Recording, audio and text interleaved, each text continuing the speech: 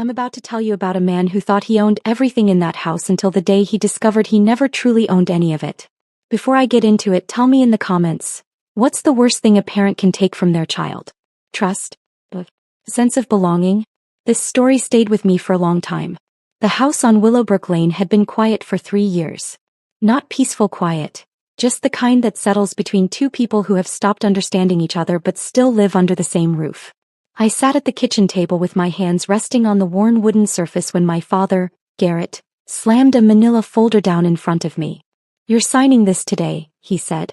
I looked at the papers but didn't touch them. "Your mother's estate has been tied up long enough," he continued.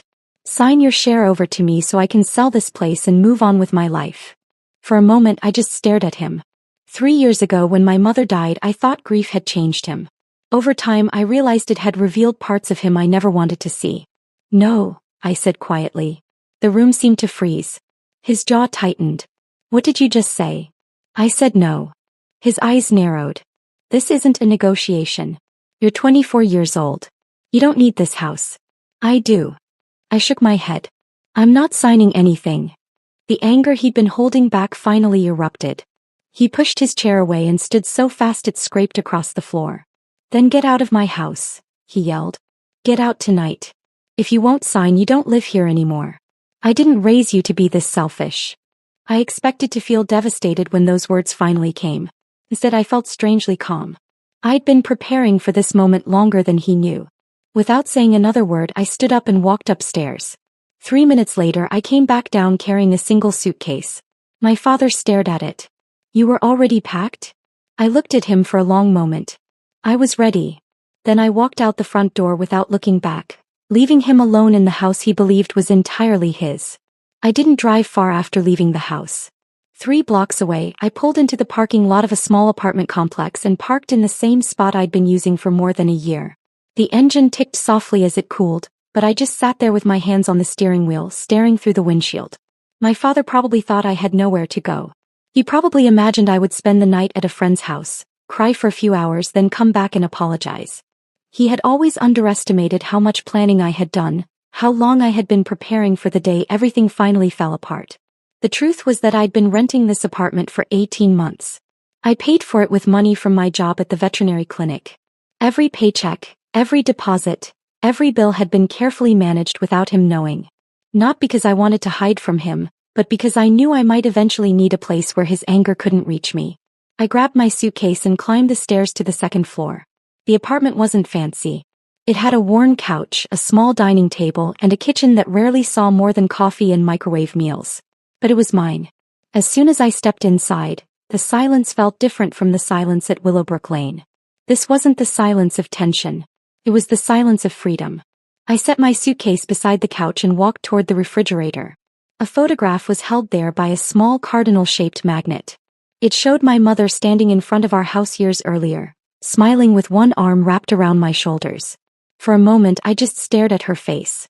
The ache I'd been holding back all evening finally settled into my chest. "I'm sorry, Mom," I whispered. Not because I had left. Not because I had refused to sign. I was sorry because I had spent 3 years trying to hold together something that had already broken. I hadn't stayed in that house because I needed my father. I had stayed because I believed he needed me.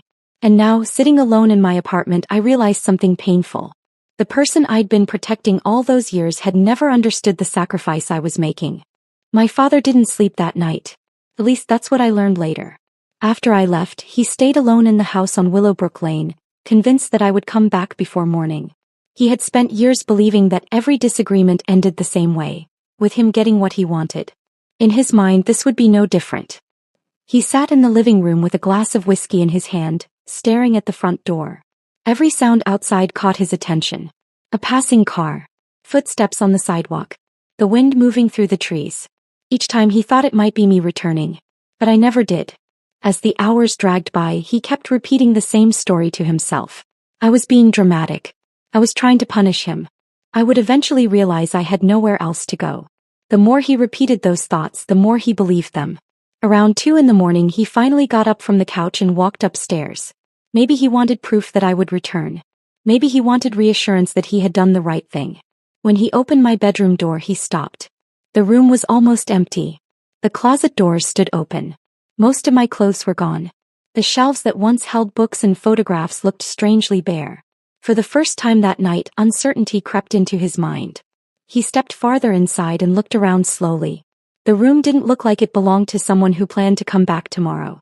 It looked like it belonged to someone who had already said goodbye. He stood there for several minutes, saying nothing.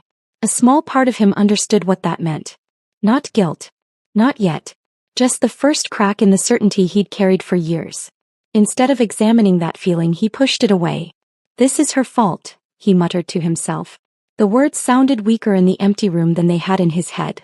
He closed the closet door and looked around one last time. "She's doing this to punish me." With that, he turned off the light and walked downstairs. The house felt larger than usual. Quieter. He poured himself another drink and sat back down in the living room. The front door never opened. And for the first time he began to wonder if I was gone for good. 3 years earlier, my mother had gone to bed on an ordinary Tuesday night and never woke up. One moment she was planning a weekend trip and reminding me to buy groceries. The next she was gone. The doctors called it a massive stroke. I called it the day everything changed. The funeral brought relatives, neighbors, and old friends from every stage of her life. People filled the church with stories about her kindness, her patience, and the way she could make anyone feel welcome. For a few hours, it felt like the world had stopped to honor the woman who held our family together. Then everyone went home. That's when the real loss began. My father wasn't the same after that. At first, I told myself grief was responsible. He stopped laughing. He stopped spending time with friends. He stopped visiting Mom's favorite places. Weeks turned into months, and the warmth that once existed in our home slowly disappeared. Then something else changed. He started talking about the house. At first it sounded harmless. "We should simplify things. We need to get the paperwork organized. Your mother wouldn't want us dealing with legal complications." But eventually those conversations became pressure. Again and again he placed documents in front of me and asked me to sign them. Whenever I asked questions, he brushed them aside. "It doesn't matter. I'm handling everything. You can trust me." The more he pushed, the more uneasy I became. 2 months after Mom's funeral, I was sorting through her desk when I discovered a folder hidden beneath several old notebooks. Inside was a copy of the original property deed. I almost didn't look at it. But when I did, one detail caught my attention immediately. The house wasn't listed solely under my father's name. My mother's name was there. I stared at the document for a long time. When I later asked my father about it, he dismissed my concerns. "It's just a technical issue," he said. "Nothing you need to worry about." Something about his answer didn't feel right. A few days later, without telling him, I scheduled a consultation with a real estate attorney. After reviewing the documents, the attorney looked directly at me. "Your mother owned a legal interest in this property," he explained. "After her passing, part of that interest became part of her estate." I listened carefully as he explained what that meant. By the time I left his office, I knew something my father didn't know. And I decided to keep that knowledge to myself. The morning after he threw me out, my father woke up alone in the living room. The television was still on, casting a pale glow across the room. An empty whiskey glass sat on the coffee table beside him. For a moment he looked around in confusion, trying to remember how he had ended up sleeping on the couch. Then the memory returned. The argument. The papers. My refusal. And finally the words he could never take back. "Get out of my house."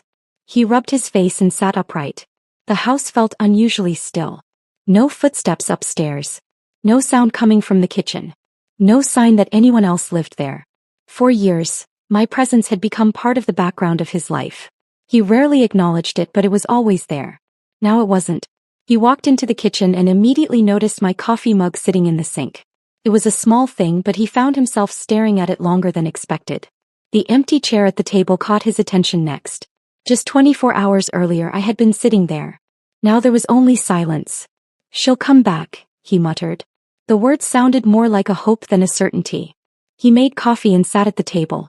Every few minutes he glanced at his phone, expecting a message or a missed call. Nothing appeared. An hour passed. Then another. Still nothing. Part of him considered calling me, but his pride stopped him. Reaching out would mean admitting he had gone too far. It would mean admitting that maybe, just maybe, he wasn't the injured party in all of this. Instead he focused on something else. The house.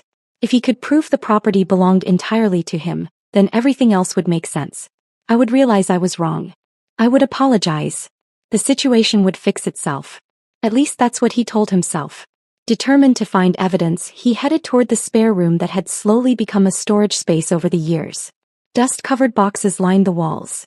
Filing cabinets stood forgotten in the corners. He spent the next hour digging through old records, tax documents, insurance statements, and faded folders. Finally, buried beneath a stack of paperwork, he found a file labeled in black marker. House, original. His heartbeat quickened. Certain that the folder would prove he had been right all along, he carried it to the desk and opened it. What he found inside was the beginning of everything he thought he understood falling apart. My father opened the folder expecting confirmation.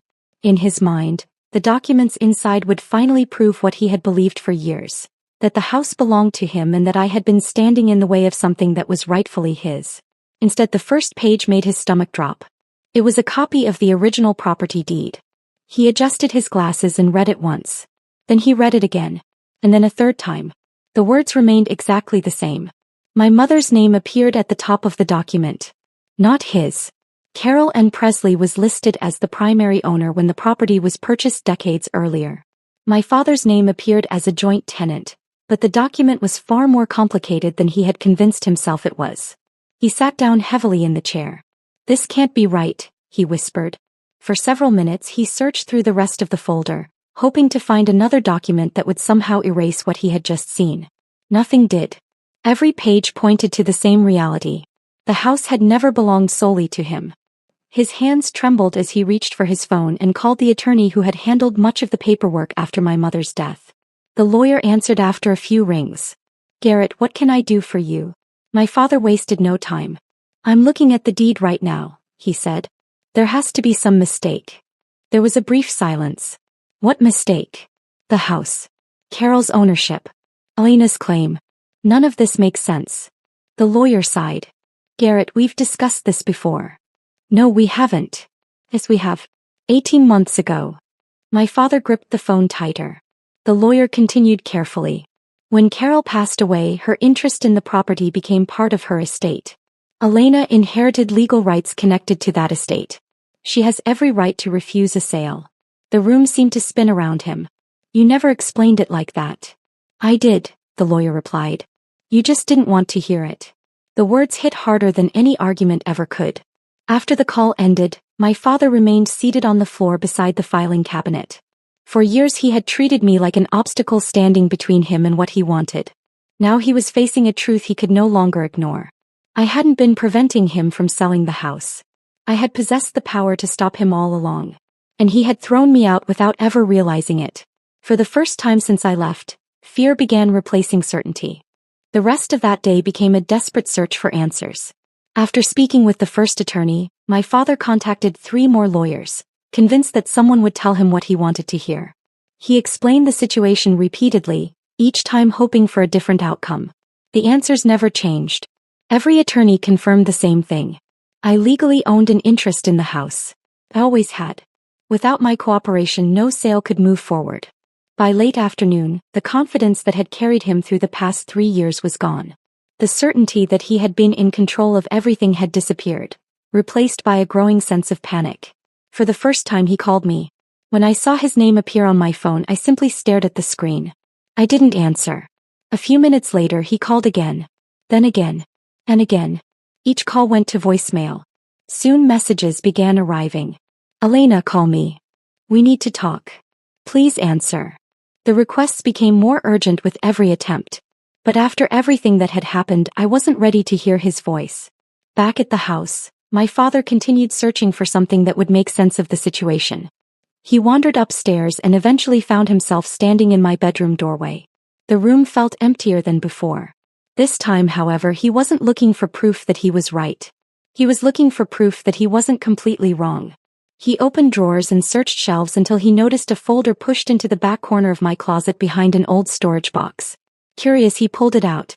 Inside were copies of legal documents, probate records, property information, highlighted sections from the original deed.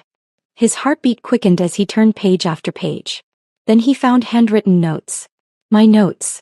One entry, written only a few months after Mom's death, immediately caught his attention. He sat on the edge of the bed and began reading. The words explained that I had discovered the truth about the house years earlier. I knew exactly what my rights were. I knew I could challenge him if I wanted to. But I hadn't. Not because I was afraid. Because he was still my father. Page after page revealed the same thing. I had stayed in that house to protect him. I had tolerated the pressure, the manipulation, and the endless demands because I believed Mom would have wanted me to show him compassion. As the realization settled in, my father lowered the papers and buried his face in his hands. For the first time he understood that the person he had treated as an enemy had been protecting him all along. The next morning I went to work as if nothing had happened. The animals didn't know my life had changed. The dogs still barked impatiently from their kennels. The cats still watched everyone with suspicious eyes. Appointments filled the schedule, phones rang constantly, and co-workers discussed ordinary things like weekend plans and grocery shopping. Part of me was grateful for that. Normal life kept me moving when my thoughts wanted to pull me backward. I checked in patients, cleaned examination rooms, and focused on every task I could find. As long as I stayed busy, I didn't have to think about my father sitting alone in that house. But the truth was impossible to avoid completely. Every quiet moment brought memories rushing back. I remembered family dinners before Mom died. I remembered summer evenings in the backyard. I remembered the father I used to admire before grief and bitterness transformed him into someone I barely recognized. Around 4 p.m, my phone vibrated in my pocket. I pulled it out and looked at the screen. The message came from an unfamiliar number. "Elena, it's Dad. Please. I need to talk to you." For a long moment I simply stared at the words. Less than 48 hours earlier he had ordered me out of his house. Now he was asking me to call him. Part of me wanted to ignore the message completely. Another part wanted answers. Eventually I typed a response. "There's nothing to talk about. You made yourself clear." I pressed send and slipped the phone back into my pocket. A few minutes later it vibrated again. This time the message was much shorter. "I was wrong." I read those 3 words several times. They should have felt satisfying.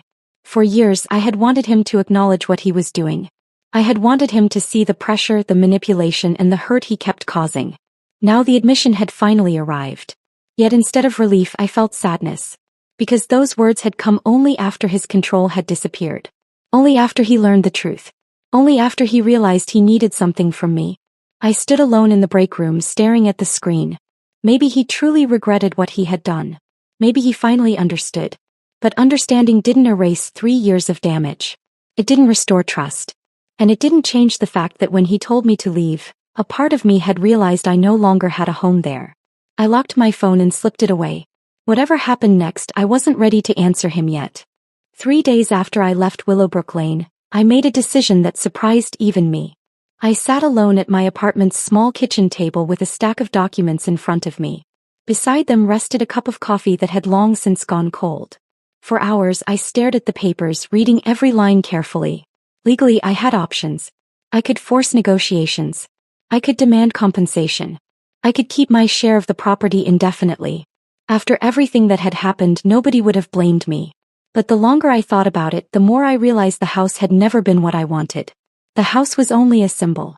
What I had truly wanted all those years was a father who cared more about me than a piece of property. And no legal document could give me that. By late afternoon my decision was made. I met with an attorney, signed the necessary paperwork, and had everything notarized. The transfer documents gave my father complete ownership of the house. No conditions. No demands. No fight. When the process was complete, I placed the papers into a large envelope. Then I added one final item. A handwritten note. It took me several minutes to write a single sentence.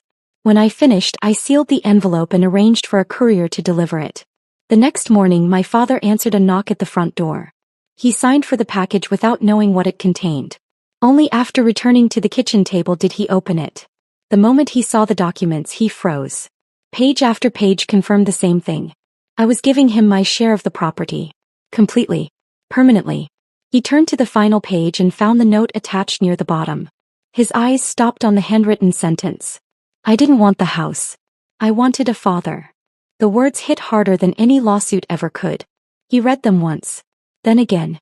And again. The kitchen grew silent. 3 years of arguments suddenly looked different. 3 years of pressure suddenly felt cruel. For years he had believed we were fighting over a house. But sitting there alone, staring at my handwriting, he finally understood the truth. I had never been trying to take something from him. I had been hoping he would choose our relationship over his pride. Instead, he had pushed me away until there was nothing left to hold on to. The documents gave him exactly what he wanted. Yet as he sat at that table, he had never felt more aware of everything he had lost. My father filed the transfer documents the very next morning. The process was simple. A few signatures. A few official stamps. A short visit to the county office. When it was finished, the house on Willowbrook Lane belonged entirely to him. It was everything he had spent years trying to achieve. Yet as he drove home, there was no sense of victory waiting for him. Only silence. Days turned into weeks. Weeks turned into months. The house remained exactly as it had been. He never sold it. He never renovated it. He never made the fresh start he had claimed to want so badly. Instead, he stayed. Alone. Every room seemed to carry a memory he could not escape. The kitchen reminded him of family dinners. The hallway reminded him of school pictures and birthday decorations. The backyard reminded him of summer afternoons when my mother worked in her garden while I chased fireflies across the lawn. The house had become a museum of regrets. I never called. He never expected me to. The distance between us was no longer measured in miles. It was measured in years of disappointment and words that could never be unsaid. One evening, nearly 2 years later, he found the folder from my closet again. He carried it into the living room and slowly read every page. The legal documents. The highlighted notes. The journal entries. All the evidence of a daughter who had stayed far longer than anyone would have expected. At the very back was the final page. A page he had read before but never truly understood. Mom died believing we were a family. I stayed because I wanted to believe it too. But some houses aren't homes. Some people aren't parents. And some doors once closed stay closed for a reason. I forgive you, Dad. Not because you earned it, but because I don't want to carry that pain forever. Take care of the house. It belonged to Mom, then to both of us, and now to you. Make it mean something. My father lowered the page and stared out the window. The garden where Mom once planted flowers was overgrown now. The swing I used as a child sat motionless beneath the old oak tree. For the first time, he understood what had happened. I never wanted the property. I never wanted control. I never wanted revenge. I wanted a father. And while he spent years fighting to keep a house, he lost the daughter who had been trying to keep a family. The house was his now. Every wall. Every room. Every memory. But some losses cannot be reversed. And some doors once closed never open again. Before you go, share your thoughts in the comments. Was Elena right to walk away, or should she have stayed? Tell us what you felt and pass this story on to someone who needs a reminder about pride, family, and regret.